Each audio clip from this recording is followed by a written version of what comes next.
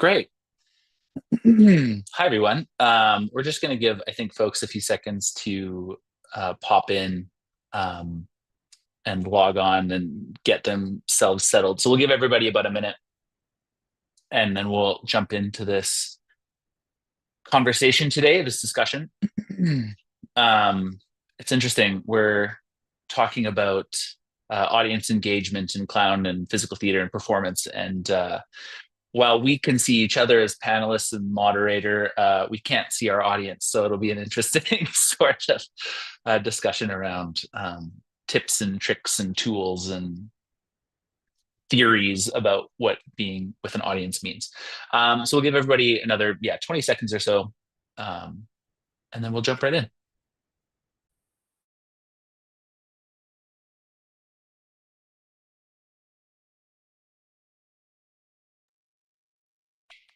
Great.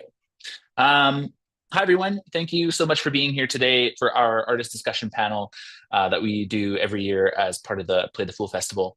And this year, the topic is The Fourth Wall is a Joke, Audience Engagement in Clown and Physical Theater. And I guess I'll put in brackets at the end, performance in general. My name is Jake Tkaczyk. My pronouns are he, him, and I'll be your moderator for this afternoon. We're thrilled to have everybody join us from wherever they are for what promises to be a fascinating discussion with some awesome artists who have engaged audiences across the country and beyond. Before we introduce the guests today, I'd like to acknowledge that the festival gathers in person in Emiskwichi, Waskahegan, colonially known as Edmonton. This land is traditional territory of many Indigenous peoples, the First Nations of Treaty 6 and Métis nations of Districts 9 and 10. This land and the waterways that are held that are here hold thousands of years of history. It's land that was fought over, land that gives back, land that continues to hold the spirit, strength, love, stories, and traditions of the original caretakers and stewards who have been here for thousands of years. I feel very fortunate. I grew up in Alberta, about an hour and a half east of Edmonton, in a farming community called Holden, and being able to be an artist in this province has been very important to me and something that I feel grateful to be able to do to this day. So thank you. The Play the Fool Festival would like to acknowledge that we all benefit from this land and that it's our duty as treaty people to protect, nourish, and respect it. Play the Fool strives to create a space that encourages artists to tell their stories and challenges us to think, feel, and laugh. The Play the Fool Festival is supported by the Edmonton Arts Council and the City of Edmonton, the Government of Alberta, and Fringe Theatre Adventures. Hit That Jive, which is the company that operates the Play the Fool Festival, is supported by the province of Alberta through the Alberta Foundation for the Arts.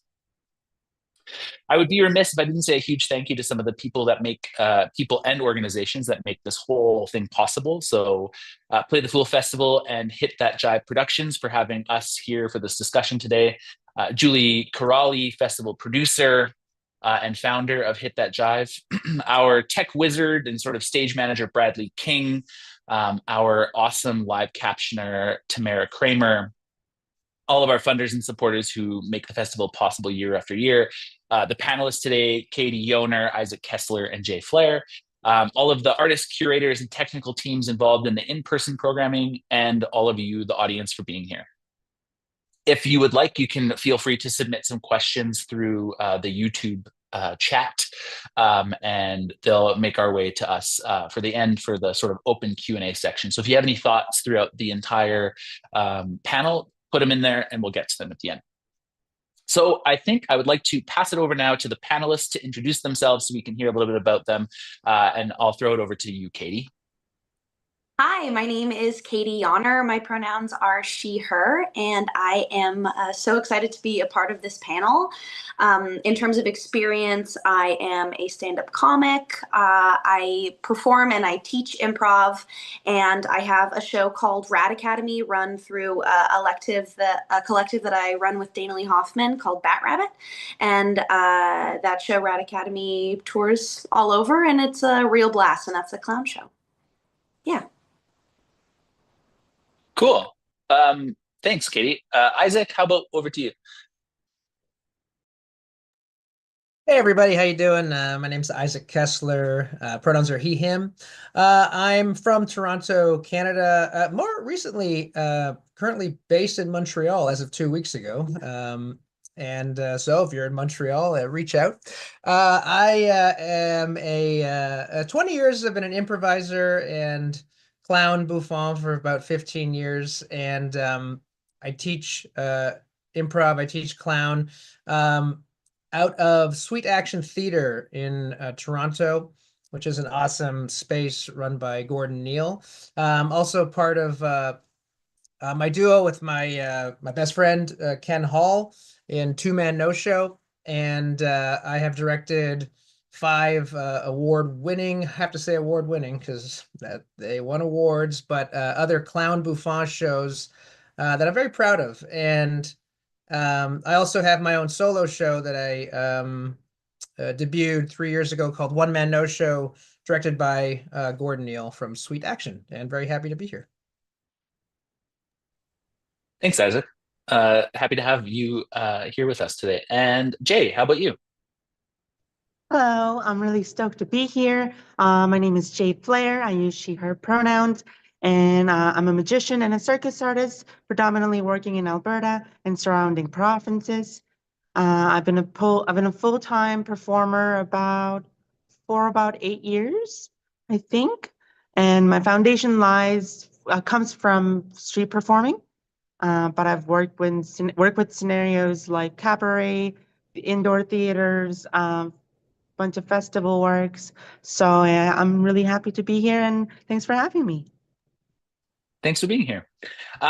Let's jump right in because we don't have a ton of time, and I think it'd be great for us to get into some conversations. So I think let's start with some discussion around what the potential role of the audience is in each of your performance approaches or practices or whatever you want to call it. I've seen all of your work. I've seen all of you perform, I guess is what I'm saying. And I'm curious about the fact that you all do shows that incorporate audiences. And so when you're building a show or when you're conceptualizing a show, what's your relationship with the audience and how do you build the show with them in mind? Anybody want to start? I can start. Sure, Katie. So for Rad Academy, whenever we are creating a story, we have the original Rad Academy show, and we also have a sequel called Gnaw and Order, which we just premiered at the Edmonton Fringe. We like to make sure that the audience, the show can't move forward without the audience. So there'll be lots of bits that we'll write that'll incorporate the audience, and that contribution of the audience will increase as the show progresses and as the audience gradually, as we, or I should say, as we earn the audience's trust more. And it escalates in both shows to a point of the actual like story of the show, the emotional crux can't progress without the audience's contribution. So, for example, for Gnaw and Order, there near the end of the show, there's an audience member who is holding a bag with a phone, and that phone eventually like receives a phone call that they have to answer, and they have to relay to us, the rats, very crucial information, and to the rest of the audience as well. And it's a big moment of trust because immediately following that is like it's like almost at the end of the show, so we don't have a ton of time to fix it if a ton of stuff goes wrong there.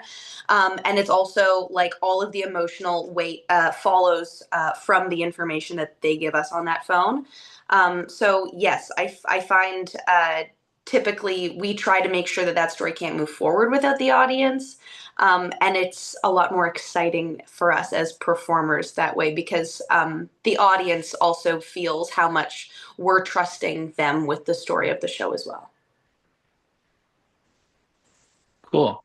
Jay, you want to talk a little bit about the work that you do as an outdoor performer and some of the magic that you employ and how do you build those pieces or those bits with the audience in mind? Yeah, so for my show, Magic with a Little Flair, which is an outdoors street performing piece, I make sure that I have a lot of audience engagement moments throughout the show because the thing with street performing is that if they don't want to see it, they will walk away. They will literally get up and walk away in the middle of your show. So it's crucial for me to keep them engaged at each act that I do throughout the show. And some of the circuit stunts I do, I need their help to set up for that trick. And without getting their physical involvement, let's say I pick a volunteer to hold something for me that I'm going to be balancing on my face later on. Without that person holding on to it, I can't set up anything. So I try to incorporate audience engagement as picking specific volunteers to engaging the whole audience through doing things like a call and response. Yeah. Cool. Thanks. Isaac, do you have any thoughts about this? No, next question. um, yeah, Jake. So I think for me it's contextual based on what kind of a performance it is. I mean, I could speak to like the clown prov that Ken and I do in Two Man No Show, and I can also speak to in One Man No Show, my solo show. So I guess in terms of building a show with One Man No Show and in directing other shows, I would really like to say that no, I don't need the audience, and it's so good that it just lives on its own. But that's really never how any of my work goes. It always revolves around, well, the piece, the bit, the number will stay the same. However, it's always going to be a different experience based on how the audience the audience, that are watching it respond, and also the audience members that I'm actually playing with in that bit, how they respond. That is going to change the experience. And so, yeah, I think for me as an artist, that's what I need to do. That's how I need to create because it keeps it alive for me. I think that there's something in my psyche that just requires there to be a risk, a playing on that trapeze, of, well, I know what I have to do right now, but I'm not sure how it's really going to go tonight. I really gotta play at a really, really high level to the best of my ability right now. And that really keeps it alive for me, and that keeps the fun and the pleasure. And then, as we'll talk about later, when it doesn't become pleasurable, because sometimes the audiences give you certain responses that don't work out so well. But I Yeah. prefer to live in that world than not. Yeah, no, and I think specifically, I guess I'll do a quick follow-up question for you, Isaac. Like your show, One Man No Show, you're talking to the audience as they're coming in or as they're in line for the show. Was that something that happened, or was that always going to be something that you had planned to do from the beginning of like conceiving of that project? Um, so in the beginning of Actually, yeah, from the very beginning of that's my first ever solo show. I've always been with my duo or my four-man improv group. And so that was my first solo created show. And even from the beginning, even though I wasn't coming at it the same way in terms of going through the crowd and my character, I always did incorporate something pre-show that I was immersed within them and setting up the world. And when I look at, playing with what Ken and I do, we also, before we start the improv, we're always directly engaged and communicating with the audience because that's really important for me. Yeah, that is. I've had shows recently that didn't go as well because we were cut off on time, and I could not have the time to play with the audience before the show started, and it does affect the energy in the room. So yeah, it is really important for me to have that direct relationship. um it's almost like a micro relationship that becomes a macro relationship in the room, if that makes any sense. Does that answer the question a little bit? Yeah, I think so. Maybe. Yeah, that's great. Thanks. Um, So Jay, you talked about when you're doing an outdoor performance, if you don't have somebody's attention, or if you're not with them, or you don't captivate them, that they'll just walk away. So do you have any simple entry points or tools that you rely on to help open that door and keep people engaged? Yeah, I do. So I strongly believe in setting expectations. I happen to be performing most of the times in a style where I can directly sometimes break the fourth wall or break my character to go, this is what I'm expecting from you. And once I get their consent, um, I play with that. So, for example, when I say this, you say that, like a simple call and response. When I say hi, you say hello, hi, hello, hi, hello. When I say hello, you say hi, hello, hi.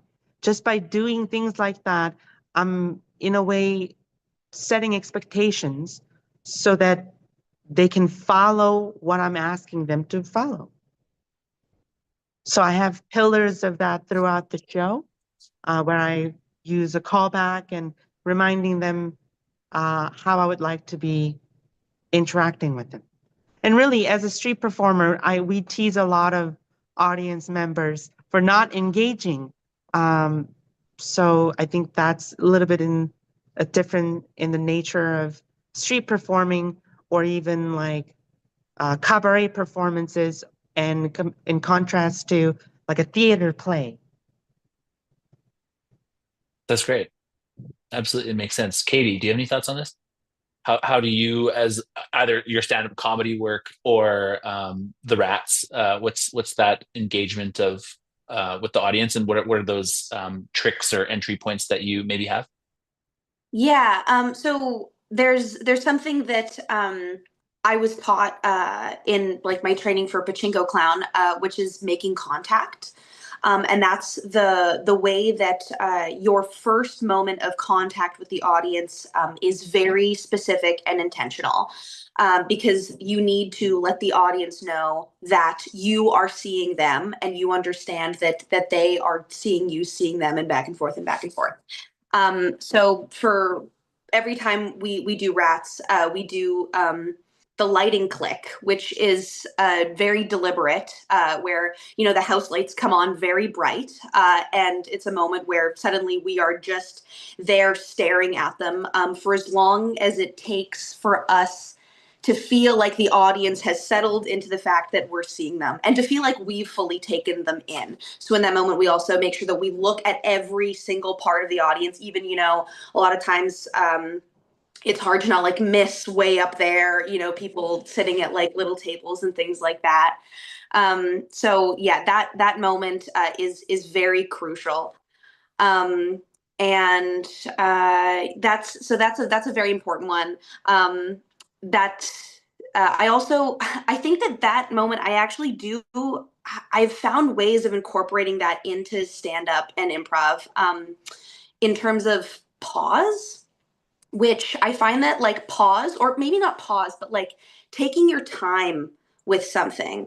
That's something that I think gets used very broadly in clown as a method of making contact, and showing the audience that you're actually present and there in the room with them. But it doesn't get used as much in improv, especially not in stand up, because a lot of times when stand up comics first come on stage, very similar to what you said earlier, Jay, there's a lot of stress over just trying to hope that people stay listening to you and don't just get up and leave.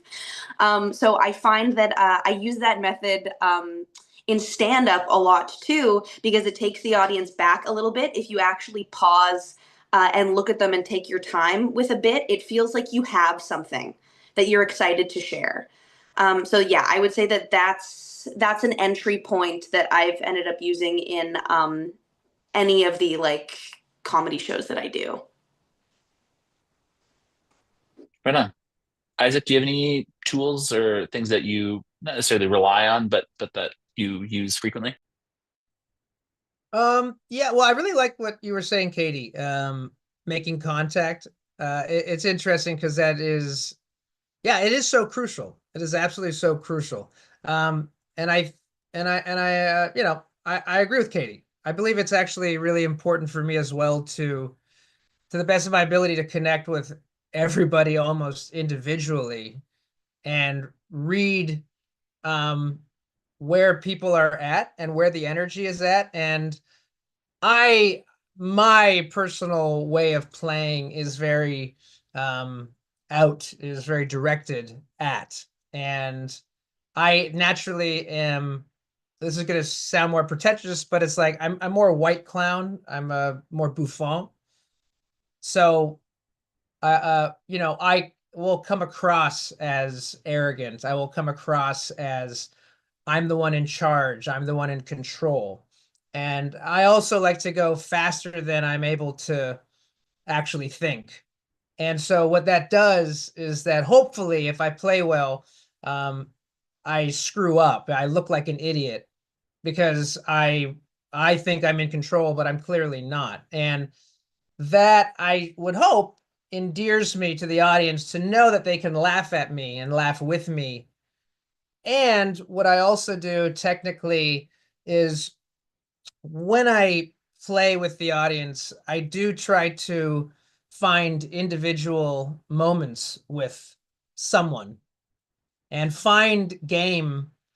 And if I can find those games with the audience members, that actually really helps throughout the course of the show because it's almost like the whole room is in on the game. So there's the game of the show that I or we have created, and then there's also the games of this moment that's happening right now in this room.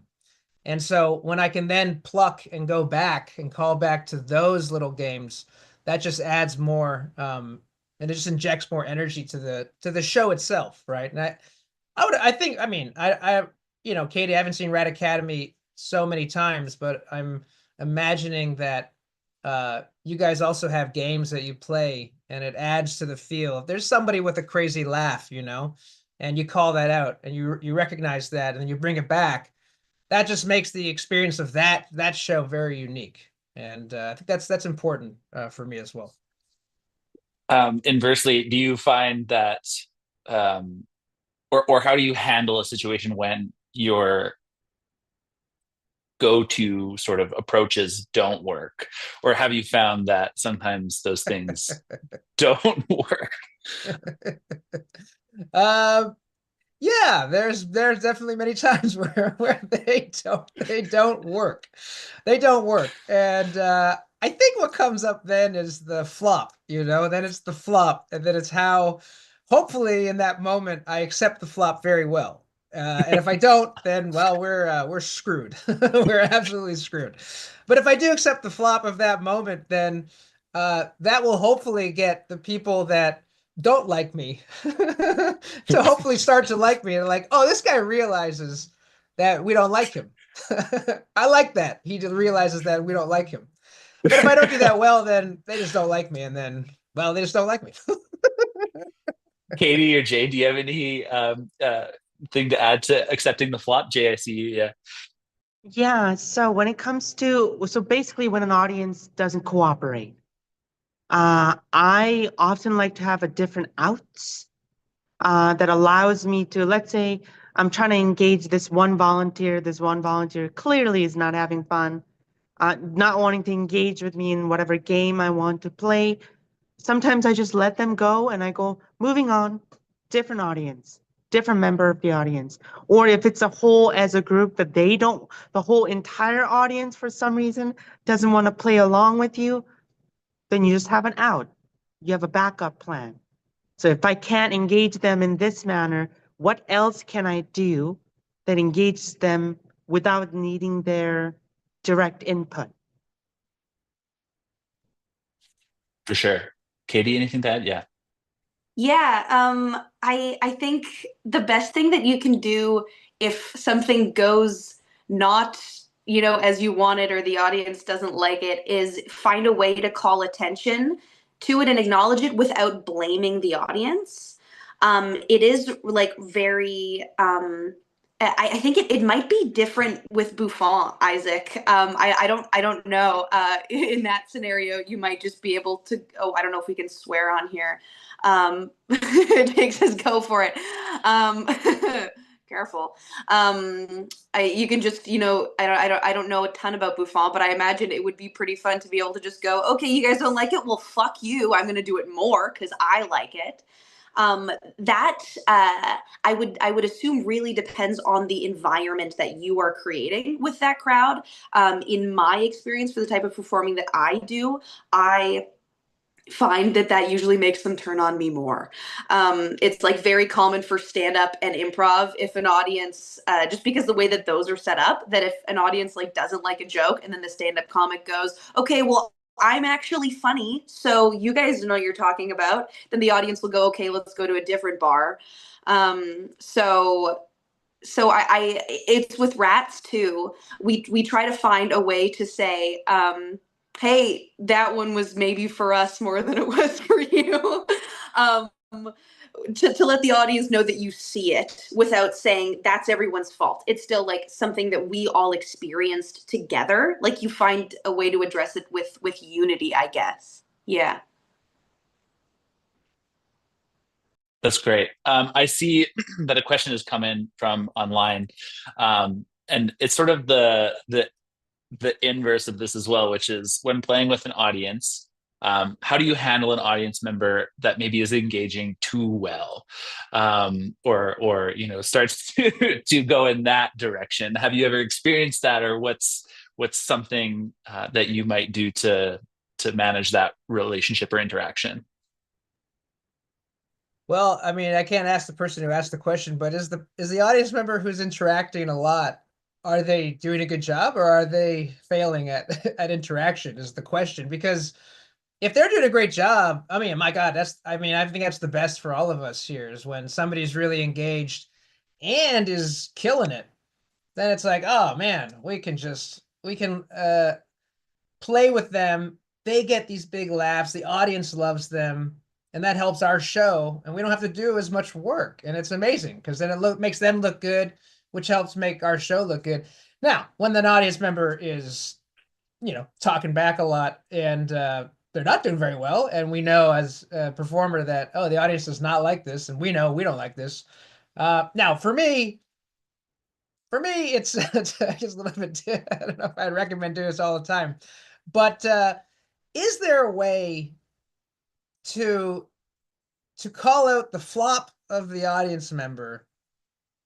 And I gotta be very careful because you can call that out. I don't want to make them look bad, but I have to do something that will let the audience around them know, all right, it's like all the clown workshops you ever take, you have to try an idea. And then if the teacher doesn't say, okay, ask the room, do we like that? And it's like, no, it's like, okay, well, do you want to keep doing that or not? That's the invitation that I would make to that audience member. They'll say something, they'll try to get a joke on, and nobody laughs, and I'll actually take on the reaction of the audience for them.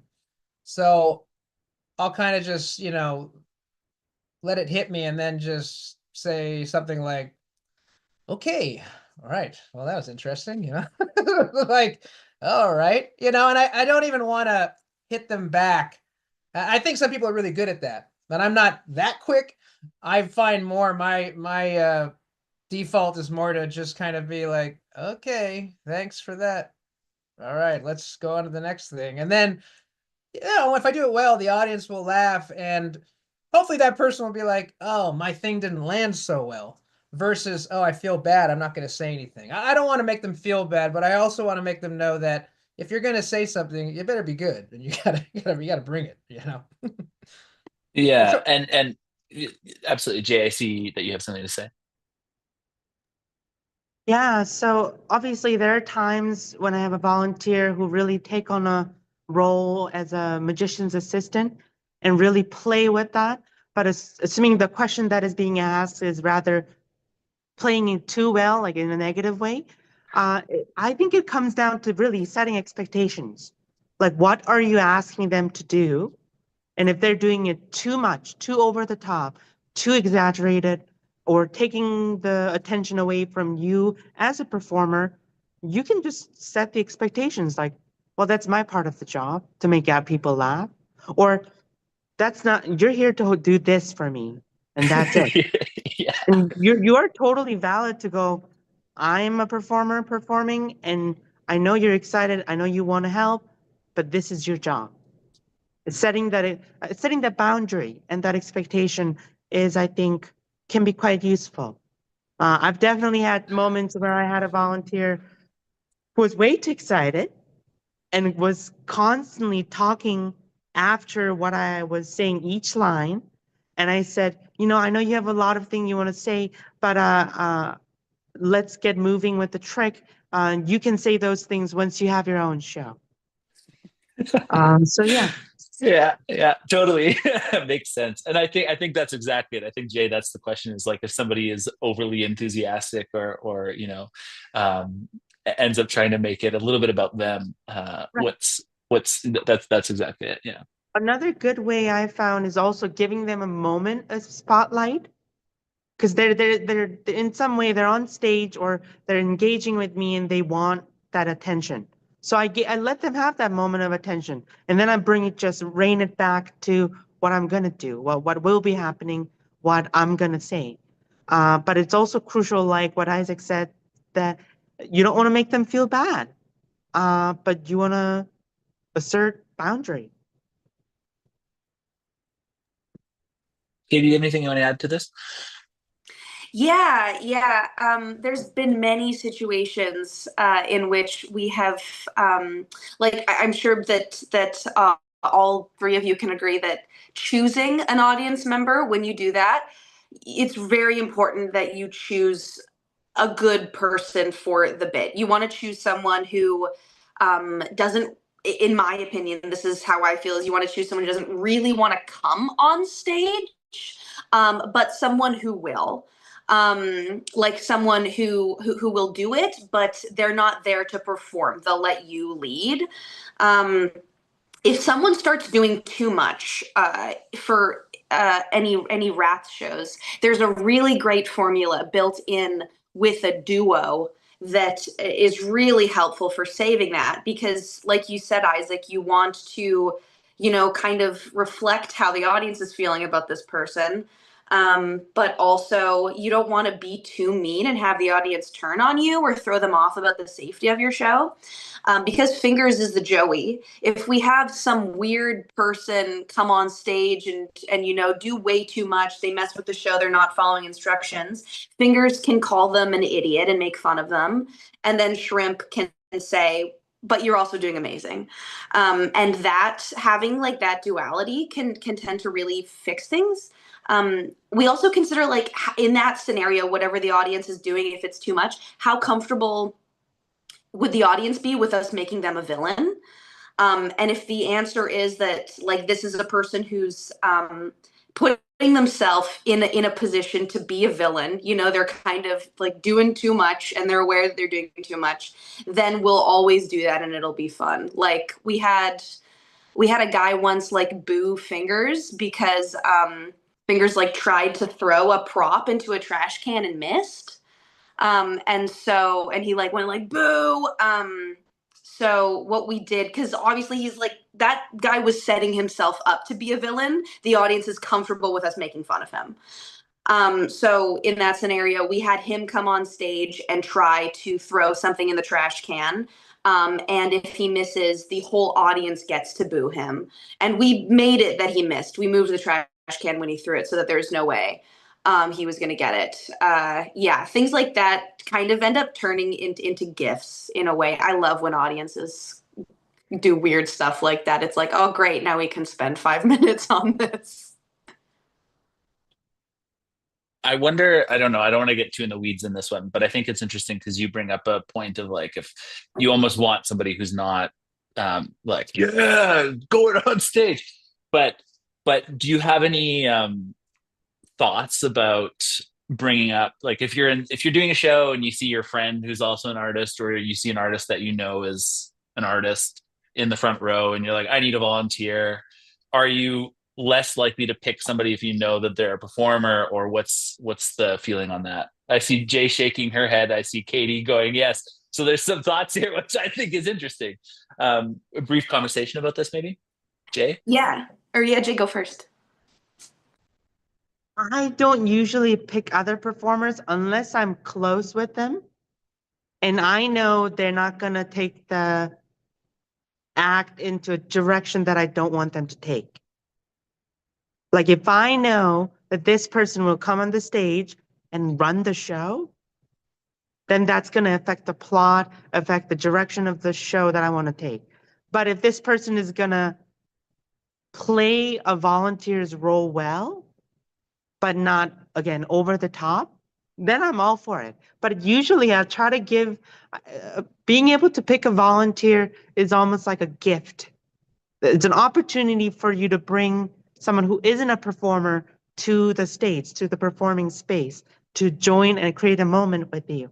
So I try to give that opportunity to folks who have not had that before.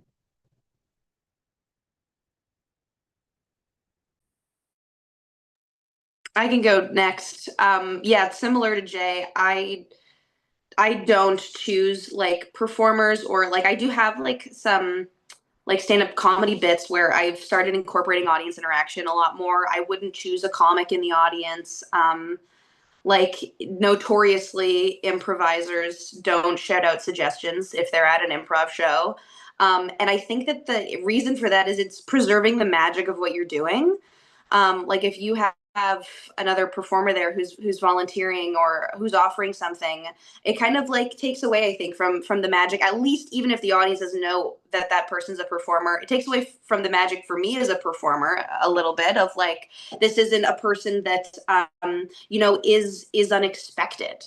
Like I know exactly what they're going to do. I know who they are. The only time where we have deliberately chosen someone in the audience who we know, which we have a bad habit of choosing artistic directors by accident. We've done that a couple times with artistic directors who we hadn't met, who we were like doing a one-off show at a theater, and then we pick, some old bald guy. They're always old and bald.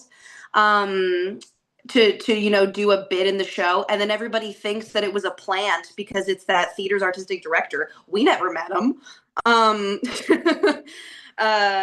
Yeah. But yeah, we have one time we had an audience member, which maybe I'll tell the story later if we have time, but they did something really crazy on stage and we didn't have time, and we couldn't find another audience member to just come on stage and do that bit quickly so that we could move the story along. And we needed that to happen. So we just picked someone in the audience who we knew would come on stage and wouldn't give us trouble, because like 3 times in a row, we brought an audience member up on stage who did something so crazy. And we just needed someone to, just fill the spot so we could move on. Having an out. Say it again. Oh, I just said like having an out, like Yeah. choosing those performers, artistic directors as a backup in case you need this bit to go on. Having an out. Yeah. Sorry, Isaac. Go ahead. No. Yeah, that's it's a really interesting question. I think that well, in terms of like improv, a little bit different because I'm going to speak to it in terms of like for me, clown and Buffon in the way that I do it in my show. I think it's really about knowing your show for me. I think as it really depends. I have intentionally chosen artists at times, but I really have to know. So there's certain moments in my show specifically where if I know that this artist is my friend and they have never seen my show, then I will like honor them to have this moment because I know it will be confusing and they won't know really what to do, or they could succeed or fail at it, and that would be fun. I have also moments in my show where that would not be a good idea for that artist or an artist to be a part of it. Now, many times I've chosen people who end up being artists because that's who sees my show and not really normal people. But there are Yeah, definitely it's like knowing my show. Because if there's a moment where I don't want somebody who's going to play a lot and someone the audience can tell, oh, this is an artist who knows what to do. So that's why I think it's very important for me to know, well, is the game um something where how do I say it? Like that we know what the game is. So man, this is very interesting. How am I going to say this? Is it a game where an artist would be able to get it really quickly and know what it is, and therefore the magic is kind of gone? Versus, is it a game that is actually quite um, mysterious in a way that we don't know? It's confusing for the artist as well, you know. And I think that on many good shows like Rat Academy, the games are really specific and definitely uh, it's always going to work better with someone who doesn't know what's happening. And yeah, I have a movement character guy in my show where the idea is that um, it is confusing, and that piece can work with artists or non-artists alike because you don't really know what you're supposed to do because I'm intentionally making the offers confusing. Yeah, I love that. I think that's so great. So I I have a few other questions, but I think what we've been talking about is a lot of like the tips and the tricks and the tools that we use. But I guess even more like at the heart of it, why is audience participation so important? Or do you think it is important? And what's that conversation as it relates to your work versus something you might see programmed at like a traditional theater company that may do like Tennessee Williams all the time, and that work doesn't embrace or acknowledge the audience. Why do you think that engaging the audience is so important, if it is?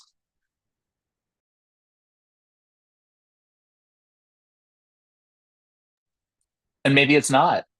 Maybe you have nothing to say because it's Well, not important. I think I have more of a question for well, I guess for Jay and for Katie because I don't know. I mean, I could be wrong here, but like from the pedagogy that we have all, learned from and elevate to personally, uh I guess Katie, for you, it is in pachinko, is the audience, like is audience interaction a big part of the gameplay? And then Jay, I guess, like, I mean, well, magic is, it's interesting because magic, of course, requires an audience, but from what I understand too, it's magic. It's like the trick is amazing. It's also how you tell the story. Um, Jay, I guess my question then for you would be like, does the audience, the person, the way they respond really matter sometimes, or is it more about how you do the trick in a sense? If that makes sense. Do you know what I mean? Because then I would have more information as to like how I would create a piece. If does that make sense? Can I ask those questions? I can go first, Katie, if that's okay. Um, for me, I think beauty of live performance is immersion, where you interact with audience and creating those moments that are unique to these group of people. It's oftentimes in magic, whatever the audience says, the plot continues. Whether you give answer this way or that way, my plot is still continues. But I like to have moments where there's moments of improvisation, and there's moments where they could say something and that could impact the outcome a little. I've had a moment where uh, I had a melon under my hat, and that was supposed to be a big surprise. But a kiddo was like, "There's something under the hat." And I went, "No." And I lifted the melon with the hat, and there was nothing, and made it seem like there was nothing under the hat. And I put the hat down and I says, "I would be God if I could make things appear under my hat." And then later on, that became the plot. So although it was the same plot, but to audience perspective, because they said something and they were involved in it, that became the reality when they thought that it wasn't going to be that. So for me, yeah, magic can have a very specific plot, but I like to have a lot of audience banter back and forth because I think that's the beauty of immersion and live performance.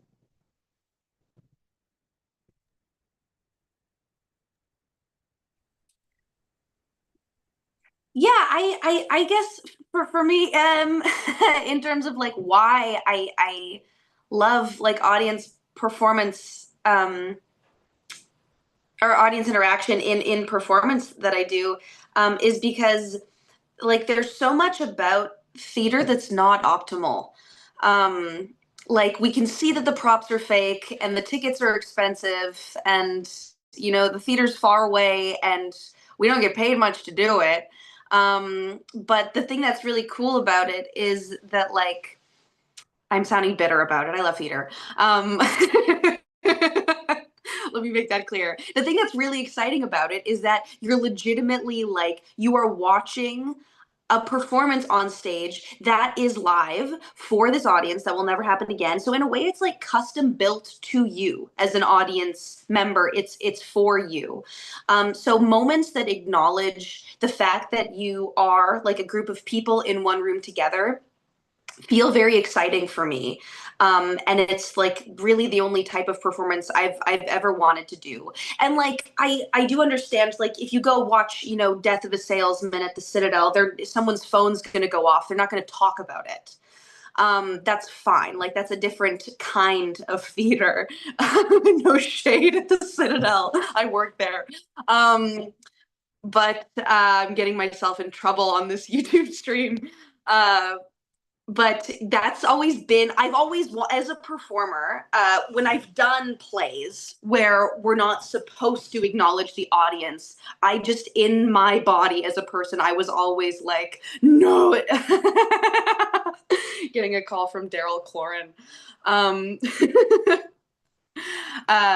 In my body as a performer, I've always just been like, why not acknowledge them? They're doing something. And when you do acknowledge it, if you do it in the right way, the audience loves it, and then it makes the show better. So I think that it's just something I've always gravitated to as a performer. And it's the reason why I like performing theater so much more than film. Yeah. Yeah, I love what both of you said. I mean, I agree with both. It's yeah, for me it's, well, I guess I like immersive theater more than theater as well, Katie. And I agree with you, Jay. It's immersive to me. It's like that's the whole. But of course, in this world we live in, immersive theater is its own subgenre. But I mean, but again, yeah. Well, we could replace Citadel with like Soul Pepper on AI with a voice, right? Like Soul Pepper theater, we can just replace it so you won't get in trouble. But that's the thing. It's like, yeah, but we're all now the thing that in my life, I see a lot of movies. I love going to the movie theater. I fall asleep in the theater. I saw Waiting for Godot with Sir Patrick, with Jean-Luc Picard and Magneto, and and I fell asleep on Broadway, and I was like, oh my God, so boring. Really, for me, like theater has to be, if it's going to be a fourth wall, then it's got to be really, really good, like really good. Like my mentor passed away, Paola Coletto. She always had a beautiful thing to say, is that like, you don't have to directly engage with the audience, but the mask, we have to see the mask of the artist. It has to be with us. You have to somehow, you can do something behind a fourth wall, but the mask of the artist has to be open to the audience. We have to feel a direct connection that you feel us there.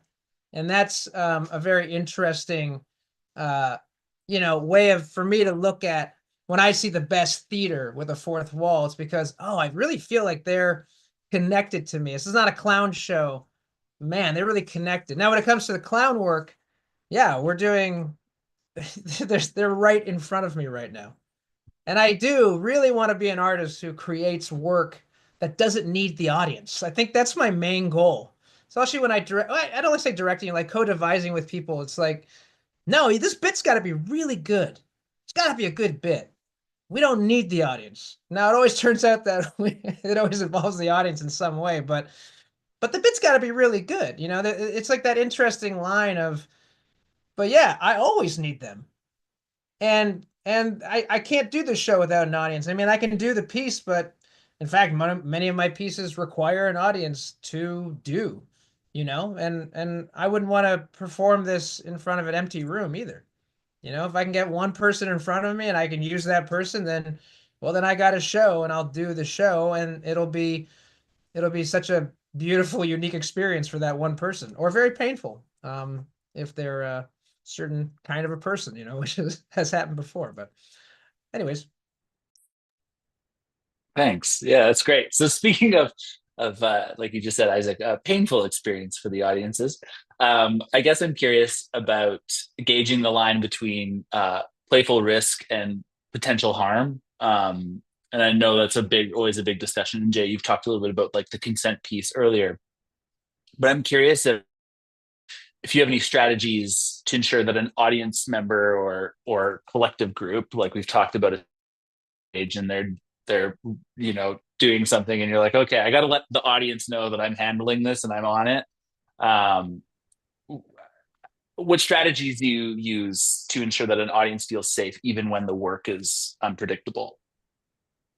I'll go first. And I'm coming back to this because I think it's quite important.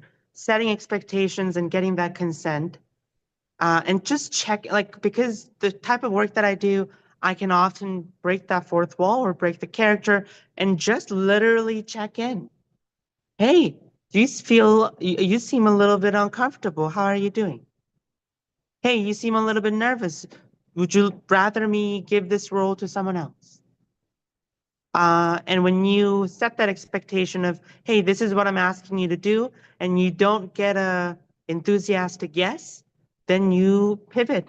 You let that audience go, or you give them an out, or you find an out of different things to do, or cut them loose, pick someone else. But getting that initial, hey, are you doing okay? Do you still want to do this? And going from there, I think you can save yourself a lot of trouble of potential harm. yeah, I'll just jump on that. Right. I mean, I think that Jake, there can be other. I think that question is great, and it can also be answered in different ways depending on the sequence of the interaction. But to go with what Jay's saying, the very initial thing is the initial point of contact, or the initial, yeah, I think like what Katie was saying, the very first point of contact before you even, involve the audience, is you kind of get a feel for the playfulness, or the level of consent of the audience, of the individuals in the room with you. And then when it comes to, doing the piece, the number, the bit, um, for me, it's really important, that initial moment of, I'm choosing you. Uh, do they want to play? I think Katie said something that was great. Was, yeah, a lot of the times the people who are like, I don't really. It's not that I don't want to go on stage. It's like, yeah, I want to play, but I'm a little bit. That's a fun audience member. That can be really fun because they do, and it's almost like inviting them up to play with you versus making them feel like they're on the spot and something bad is going to happen. And I'll stop talking now. I will say that I think that what I'm talking about, that initial point of contact and that choosing someone, really does it comes with time and experience. Like, I have made so many bad choices choosing people, and I'm talking about like an improv too. But you kind of got to eat shit, you know? You kind of have to make a lot of bad choices with audience members to start to know and to read human behavior. Um, also did a workshop with David Shiner, um, organized by Natasha Mercado, who some of you might know from Tree and Number One Son. And David Shiner, he's done like 1,500 people rooms in Broadway and stuff. And he said interesting thing. He does a famous piece where they make a movie with a bunch of audience members, and he will. I think this is what he said. I'm going to paraphrase, but like, you know, the initial like reaching for their hand and how they reach out, how they grasp his hand, the holding, like he'll hold the shoulder. So, you know, this guy's been doing, I guess, like 30, 40 years. So he could almost feel their consent and playfulness and desire based on how are they too aggressive and they're not really comfortable, they're really nervous. He can actually feel that and move on to the next person. I found that very interesting, and I think that um, we, as we get more experienced, have our own ways of you know, telling and reading. It really is reading human behavior in that moment where you can, oh, is this person, you know, are they shy? Are they timid? Are they really scared? Are they going to be too aggressive? But that moment is very important in terms of managing whether it's going to be a great moment or or harmful, you know. So, anyways. I echo everything that Jay and Isaac said. Um, I think for like some very like concrete specifics over how we keep audience interaction safe but still have an element of risk is like it's the little things that they teach like very early on with clown and with improv is when you get an audience member, ask their name and say thank you and get the audience to applaud them. Like care for them when they come into your space. There's a hierarchy of asking for things from an audience that we escalate to in our shows, which not all shows do. There's definitely shows that, you know, start off, you know, just hit the ground running and have an audience come right on stage with them. But for rats, we always start with like us reaching out to them as a group, like getting the audience to, you know, say something in unity, and then us going into the audience, talking to individual people, and then eventually having someone come on stage with us. So the audience feels through all of those like tiers that we can take care of them. Also, we do a lot of test performances before we bring the show to um, like a full audience where we test those trickier bits to see how they're feeling. So, for example, we tested a lot. There's like a part of the show where we have an audience member who's on stage read a speech off a piece of paper to the audience. But there's a period of time where it seems like they're going to have to invent a speech. And then last minute we say, oops, you dropped this, and we give it to them to read off. We talked a lot about that and tried it with a lot of different people because we weren't sure how stressful that would be for an audience member on stage sitting there thinking, am I going to have to come up with a speech? So there's just a lot of like little moments that we didn't think about when we first wrote the show, that through test performances, we started, you know, consistently asking, is this too much? Does it pull them out? Does it make the crowd feel unsafe? And how can we like tweak it? Yeah, just to jump on there, like, yeah, those are all like that's the so many good points about technically how do you manage between playful risk and potential harm. Where, yeah, like I'll just exactly agree with what Katie said, especially when where I'm at now as a performer and when I, you know, direct and co-devise with people. My God, I get so mad when they're in performance mode in a show and they don't applaud for, it doesn't matter if you're, you know, a bad character or trying to be the buffon. It's like you always must have the audience applaud for whatever happened with the audience member that went up. And like Katie said too, like if I'm in the crowd, if somebody's really, you know, doesn't like me getting that close, me being very vocal about it and saying like, you know, calling it out, hopefully in a fun way to back off, I feel is so important for the whole room to understand that, okay, no matter what I do, I won't invade your space. No matter what I do, you're going to be safe. We have to always make the audience feel, the general audience and the micro interactions, always make them feel like they're safe. I did something at the Montreal Clown Fest, and Corinne was our director, and she was very adamant for my piece, which is a really great reminder of me too, to be like, okay, we'll make sure that you know, you tell us to put the house lights on at the end of your piece and you help them down from the stage. And that's a great reminder to me because I don't think like that all the time.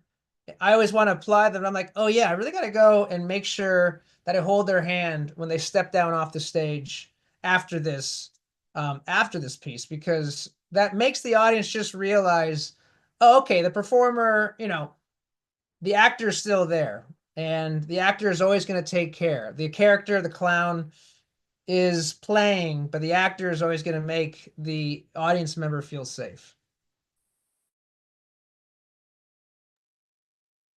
It's great. I love that. Good discussion there.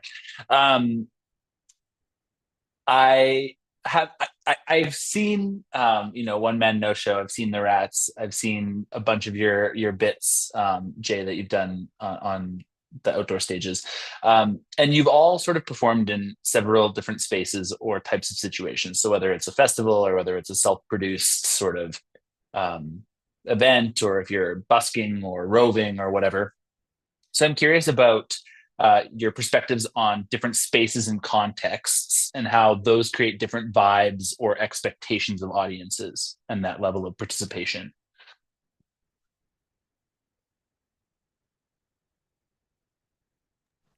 I can chime in. Um, I think different spaces have different culture. Like a drag and burlesque show audience is going to be different than Shakespeare audience. A cabaret audience is going to be different than a street performing audience. So I think knowing the community and the culture that you're performing in and setting expectations is, I think, quite crucial. And for me, in a smaller theater or in a theater setting that are much smaller, like let's say less than 100 people, um, it would be more easier for me to feel personable. But if I compared that to busking, unless I'm standing on a platform, that's also a little different. But if I'm busking, I'm on the same pavement, same street as you, I can be more personable. I can talk to them as almost not quite, but equal. And the contrast, if I'm on a large theater, let's say like couple hundred people, or a big gymnasium, and I'm on a spotlight, how I would engage audience would be different from, yeah, those different scenarios. So your tactics sort of have to be different because that's also, again, different culture of the audiences and communities. Yeah.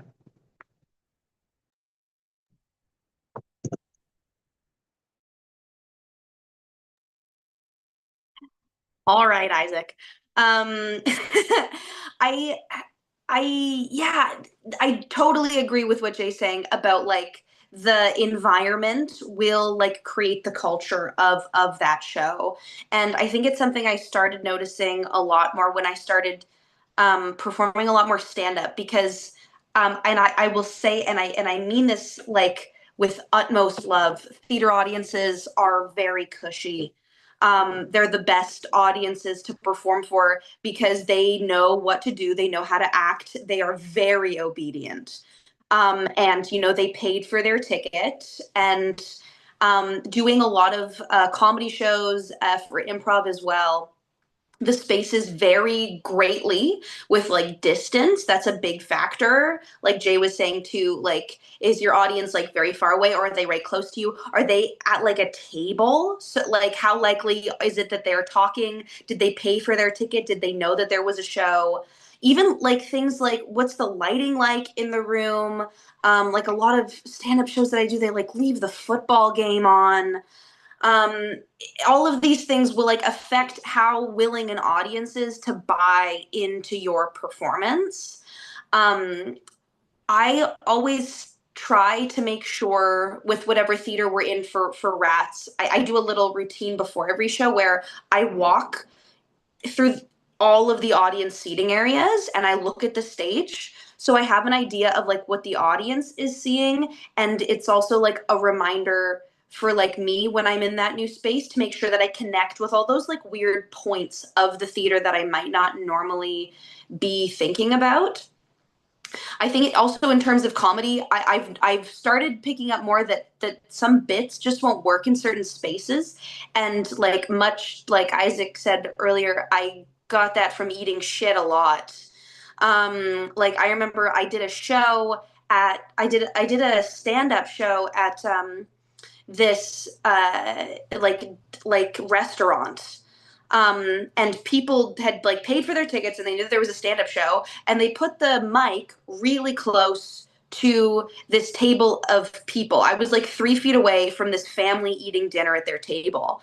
And a lot of my stand-up bits are very act outy, because I'm a very like physical performer, so I have a lot of that. And something that I didn't consider in that scenario was that this is a family eating dinner and they probably don't want me to like do this massive lad act out right in front of them.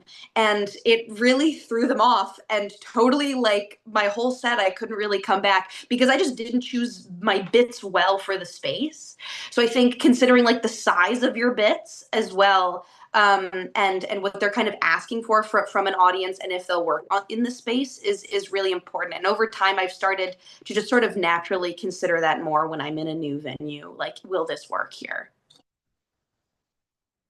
Yeah, 100% agree. I mean, Jake, to answer the I mean, do you find that different spaces? Yes, absolutely. It's such a huge question. It's like, I mean, again, I don't want to say micro macro again, but goddamn, I'm so tired. That's what I'm just gonna say. There's like, what's the show? You know, what's the culture of the? Is it a festival? What kind of a festival is it? Is it a clown festival? If it's a clown festival, I found that to be some of the most fun experiences. Because man, people want to see it. They want to be there. And does an audience want to be there and want to see this is a big question that you have to ask yourself. I have to ask myself when I perform. Uh, and does this audience not want to be here? How do I then play that audience? And then I think there's this middle ground of the audience doesn't know if they want to be here or not. They're not sure. And this is very generalized, but that middle ground, I think for me, there's a lot of fun. Sometimes I've played like the stand-up comedy rooms.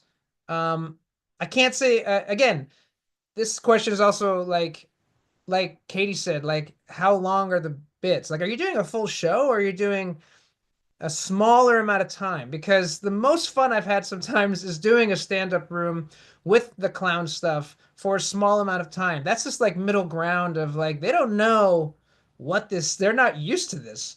That's a very fun space to play because I can then give them something that they did not expect at all. I've had a lot of, in the context of doing like a more bouffant, fringe festivals for me are really hard a lot of the time because it's like they don't know and they don't want it.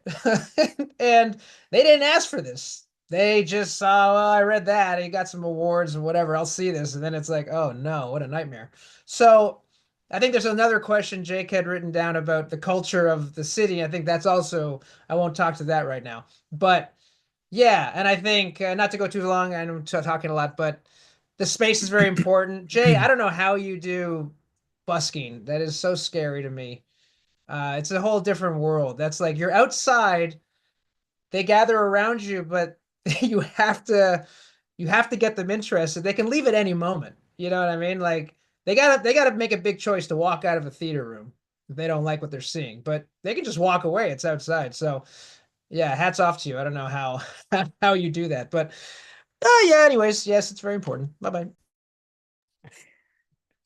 Yeah, I mean, let's jump into that question about the cultural differences. I know you've all performed in different places. At Jay, like I know you take your show to like rural or more remote communities for their street performer festivals, and I know Isaac, you just did Edinburgh, and like Katie, you've traveled across the country and beyond. So I'm curious about your experiences in how different audiences engage based on where you are. What have you noticed in that experience?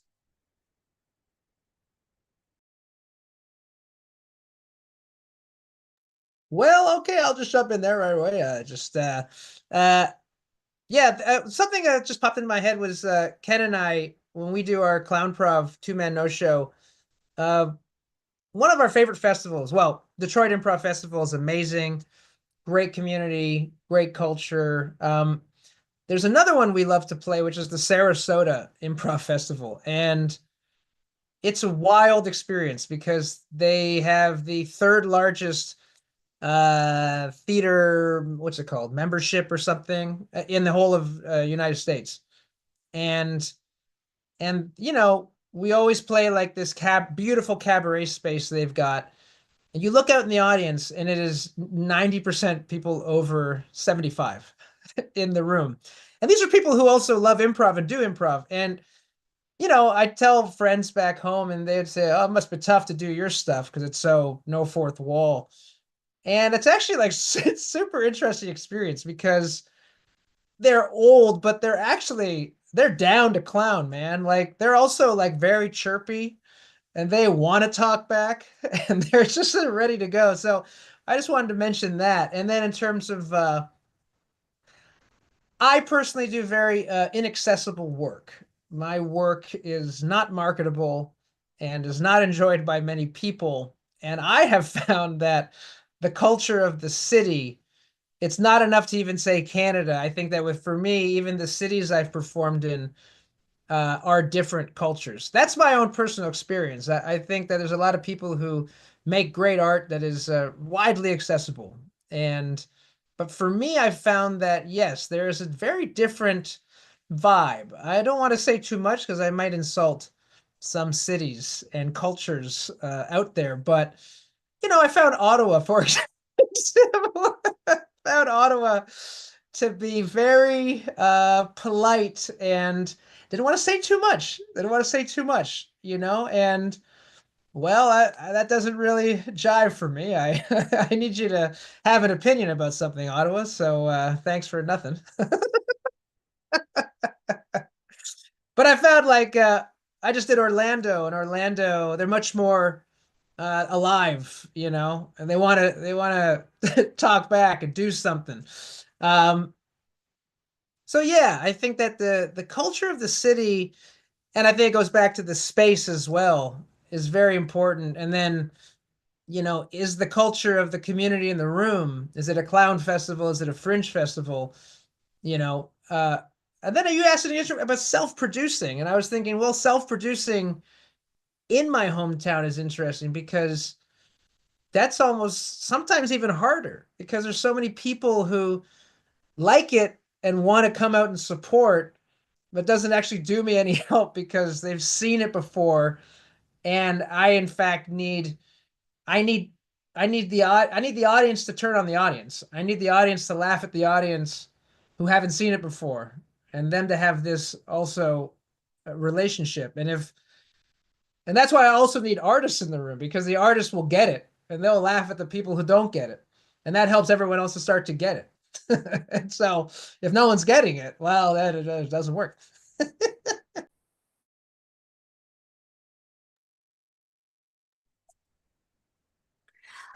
I haven't been like performing and touring as long as like Jay or Isaac have. So I don't think I have really noticed consistencies yet in places for how those audiences are.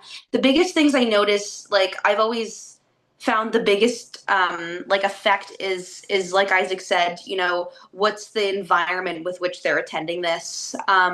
Like, is it a festival? Is it a one-off?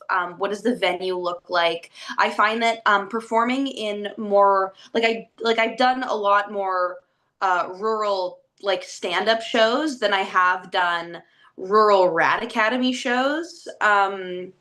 Although we have done some, we performed for the Alberta Invasive Species Collective, which runs and owns the Rat Patrol. And that collective, or sorry, they're not a collective. They're like a. It's not the right word. That's such an artsy word for me to use. The collective, the ad hoc, Alberta Invasive Species. The rat They're like union? a board. Yeah, it might be union. But everybody who watched us at that performance was like people who their job was like, you know, testing, like checking the like water quality in millet. Like they like own large plots of land and report on like pests, and then the rest were like scientists from all over Canada who you know, are trying to get rid of the Asian longhorn beetle. So what I'm basically saying is there are some audiences that are very set up to receive what you're doing, and there are some who you don't naturally have the same status with when you start, and you have to earn that status. And like when we performed for that, I don't know how to explain to you guys. It was like we were performing for like cowboys. And they all had a vibe when we started performing of like, you guys are fucking weird. That was what it felt like. They were like, we don't know what you're doing. We'll watch it. You're weird. And that's such a different feeling from going to like, from like performing in like the Toronto Fringe Festival, where everybody there loves weird stuff. And they're like, we want to see weird stuff. Like, we love weird stuff. Very different. That's my impression of everybody who goes to the Toronto Fringe Festival. Very different feeling. I think, as a performer, and Jay, I'm sure you can relate to this too, like performing on the street, as you perform, your status with the audience does change. A lot of times the audience has much more a vibe of like come to me, make me laugh first, and then I'll decide if I want to like what you're doing. Versus an audience who off the top was like, take me for a ride. I trust wherever you want to go. Very different experience. Jay, can I jump on something real quick on Katie just just only because I think it connects to like theater. Katie, that was all great. I also I came back from performing at Edinburgh this summer, and that was the first time I performed in Edinburgh in 15 years. And so, I mean, I gotta say, on top of it being Edinburgh, even the space is so important at Edinburgh that we experienced. It was a really horrible trip for Gordon and I. We both did our solo shows there. And but one thing I wanted to just jump on real quick was something that I've experienced in touring the last 2 or 3 years, and that I've heard from many, many artists, especially just coming back from Edinburgh. There's something that happens. Like, I have a lot of friends in Edinburgh who did very well and are much more successful than me. And they've shared this same sentiment, which is, you know, I think we all, you know, we do weird stuff different than normal theater or stand up when we do our clown stuff. And, you know, let's say we do get good buzz at a festival. Let's say we do get good reviews.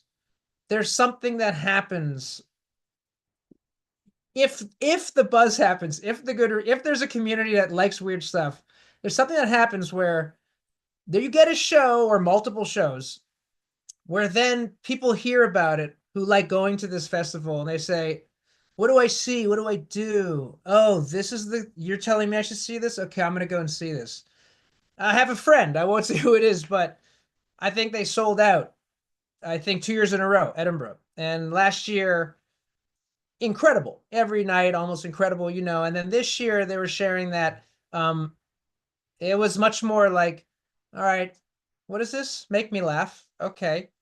That was, the vibe. And I experienced that on a little level like in Cincinnati. Cincinnati had a great opening show, and then I think the first two were pretty good, and then the third one was a weekend, and it was like a big crowd, just sold out. I was very happy for that, but it was a rough show. It was a rough show because it felt like an audience that had just heard the buzz and was like, what do I see? Oh, everyone loves this one. I got to see this. My God, were they not down for that that style. And I think that's like this also something that happens within the culture of theater and the work that we do where, yeah, do you like the weird stuff? And like Katie, what you said is like there is that vibe where they say, all right, come to me and make me laugh before I even trust you, versus an audience that is like, ooh, what am I going to see tonight? I like weird stuff. Yeah, I'm open to this. Cool. There's much more of like, even in Edinburgh, like the night you perform is important, the amount of money you charge. Because if it's a lot more money, the audiences are much more aggressively make me laugh. Do something for me. Yeah, Jay, you can jump. Yeah, almost like more money they paid, more they're entitled. Like dance monkey dance kind of a thing. Um, I wanted to touch base. Both of you, all the things you guys have said, I agree. It's about the culture of the audience. Is it a festival? What kind of festival is it? Like for me, performing in like rural Alberta or Saskatchewan in a community hall, to performing in Edmonton, Fringe Festival, uh, different contexts, different audience. I find it rural Alberta, Saskatchewan that I performed in, folks didn't have as much woo juice. I like to call it woo juice, like where they go woo. That energy was not as much as there because the theater etiquette isn't as there. They're used to watching a play where they don't interact, where they don't make a noise, don't engage. And for me to go to these rural areas and go, when I say this, you say this back, almost like yeah, almost like a uh, doing a call and response at a hockey game, but in a theater setting or in a show setting, is it's very odd experience, very different. So you have to play the right materials for the right audience, I think. Yeah. But on both scenarios, on both venues, your role as a performer to entertain, to set up expectations, to get consent are the same, but the way you approach your materials or even your materials itself, even like what Isaac talked about, length of your materials could also change. Um, your character might shift if you have to win certain group of audience, but you don't have to, you already have audience members who are already in it with you, are both very different culture. Yeah. That's great. Thank you. We've got just under 10 minutes left. So I think I want to hit these kind of two more questions. And so, we can keep them kind of brief. But I'm curious about the question is, do you see new forms of clown or physical theater evolving to meet contemporary audiences' expectations of interactivity? So, and what I mean by that is like, we see Sleep No More, we see these shows that are immersive, and the audience is really hungry to go and participate in whatever way that they want to. Do you think that the shows that you're working on or seeing are making those steps to become more immersive to meet sort of this new audience's needs? I have very short response. Uh, I don't think the new form will emerge. Again, clowning isn't my specialty, but there is a lot of clowning in my show, in my acts. And what you're doing is the same. You set up expectations, you get consent, you play, and you interact. I think that's still the same in my opinion.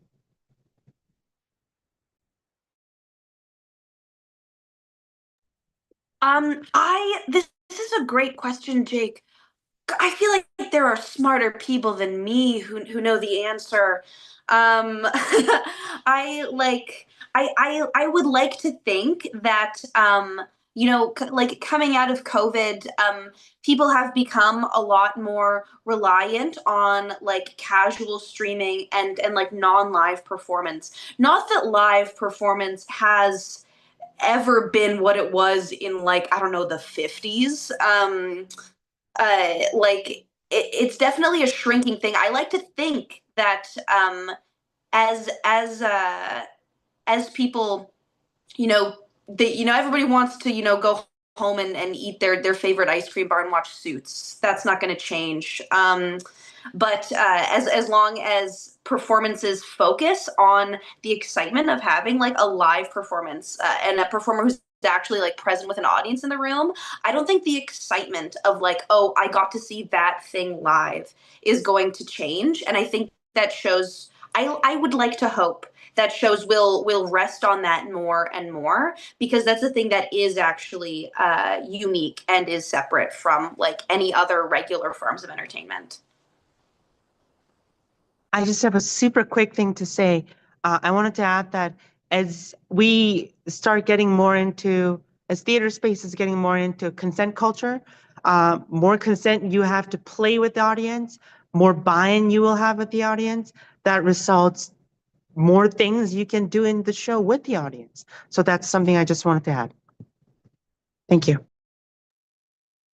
Yeah, it's very interesting. I feel like I have a personal hope and a personal wish and hope for the future that in all the different genres of live performance art, it will become more desired from an audience to have the no fourth wall, to have a connection, to want to make it feel like it's a live experience for them, unique in the moment. I hope that happens. I think Sleep No More, I mean, it's incredible. It was incredible. It's over now.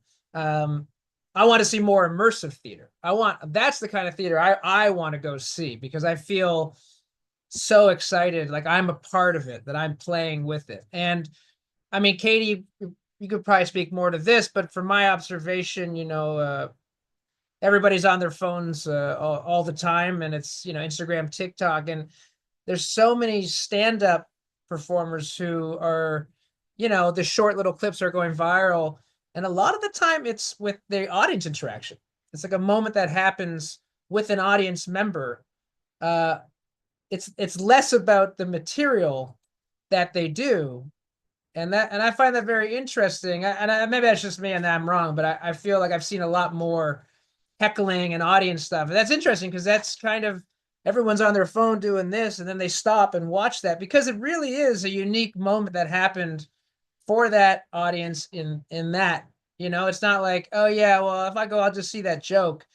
It's an actual, that's interesting to me. That means that there's something happening in the zeitgeist that really wants, of course, we're just stuck on our goddamn phones on Instagram with 3 billion active users now. But I would hope that in all forms, people seek out more live, and then also within that live, no, I want to feel connected to what's happening now in the moment. I hope that regular theater starts to do that more, like Katie had mentioned, it's just a shame when a phone goes off and nobody mentions it. It's like, oh, come on, man. Like, in stand-up, it's almost, it's stand-up, I feel, I mean, I could be wrong, I feel like that's more clown than anything, especially because there's always a direct connection to the audience at all times. And of course, busking on the street, I mean, the audience is like, you need the audience, you need to get paid by them, you need to make every one of them give you 20 to $50. It would be amazing. You know what I mean? Yeah, no, that's all great. Thanks for that.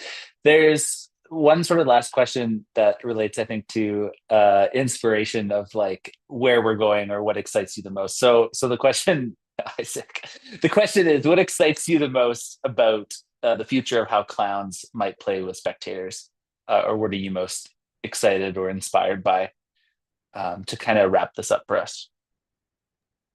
I'll quickly go first. I think I already said it after I interrupted Isaac, which is as we are getting more understanding of consent culture, we're opening up doors for them to get permission from audience to engage more and be more specific of what we're wanting from them.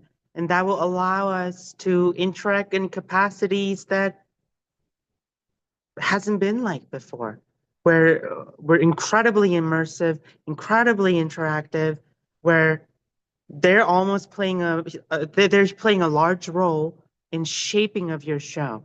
And I think that's something that I'm looking forward to. Just playing around, just playing around more. I'm excited about the interdisciplinarity, big word, of I think there's a lot more that I'm seeing of like mixing genre with different comedy, and that's always so exciting to me. And like to see stand-up comics start using more audience interaction, and for that to become more popular. Like I could talk a lot like what you were saying before, Isaac, about like crowd work. Like I have a lot of like different opinions on that. I feel like it's something I could talk about for a while. But yeah, you are right that like in essence, there is like a little bit of a shift in stand up to like finding ways to use that audience more instead of it just sort of being like a park and bark monologue that you do. There's a lot more like improvisers. There's like now there's like a rise of improvised stand up, which is really cool. Like finding ways that clowns are using written text when performing written text was something that was largely avoided and not avoided, but it was shied away from in clown for so long is talking. Now performers are finding ways to perform clown that, you know, they talk a lot more and they have a lot of like written funny moments. Comedians like Zach Zucker, who are sort of mixing like improv with elements of clown with elements of stand-up, and it becomes a new like genre that the audience doesn't even recognize as one thing. They just know that they like it. And I think that's the thing that excites me the most about how I'm seeing audience interaction be incorporated more in comedy, where I think it was feared for a long time. Yeah, I mean, I would do both of what you said as well. I think I'll take another route of also being excited perhaps about what can we do with the space? How can space start to be shaped within theater? Can we literally shape the space the way Sleep No More and other immersive companies have started to do it? That to me is very exciting. Can we have the audience actually enter into the show? Not even have to be a part of it if they don't want to be, but can they somehow create the world around them? And of course, it's going to be impossible in many of our spaces to shape the space. The fringe festivals will not let us move chairs, you know. So there, can we start to be, you know, will there be a shift in an audience where you can leave the house lights on? Like, so if I can't move the audience, can I move with them? Can I move into them? Can I play within them? You know, like Deanna Fleischer with Buck Kapinski playing within. And, you know, we say break the fourth wall, but can we actually go into the audience? Can audiences become more comfortable with that? And I think maybe that also comes into touch. And I'm not saying touch the audience, of course, but there's something tactile about being close to each other, you know. Sleep No More, they're right there. So of course not touch, but the idea of like, I guess a space, personal space. Let's just say that. Not touching people, but can we play within the closeness to each other so that we're not so far away, so that we're more connected, the artist to the audience? Yeah, the concept of like intimacy, what it means, not necessarily like like tactile intimacy, but what does it mean to be with someone or share that space? Yeah, because I don't know what what this artistic world in 2025, September 28, would look like if it wasn't for the pandemic, right? Like, I don't know. I think the pandemic really screwed up all of us. Well, maybe I'll say me, it screwed up me. Maybe not you, maybe perfect, Jake, but but it did a lot, right? It really like traumatized a lot of us, and it put us more, and I think it gave the power to social media a lot more. And the exciting thing will be, can we start to unwind that, unwind that and bring us more into community and being in connection again with each other? Yeah, I think that's a great question. And if we had another 90 minutes, I think that would be the next question for all of you. But we're at the end of our time here, and I appreciate you all taking your Sunday afternoon to chat about this. It's really nice to get to hear more about the work that you do, or your thoughts behind the work that you do, and how it relates to audiences, and why you're drawn to that work, and what you think might be next, or challenges and opportunities with this kind of work. And this online discussion panel that Play the Fool does every year is something I really love doing. And so I'm grateful that you all were able to join today and spend your time with us. So thank you very much. Thank you. Yeah, my pleasure. And to Jake. all our friends watching and people who will watch in the future, check out some of the rest of the programming that we have this weekend. There's 2 shows tonight.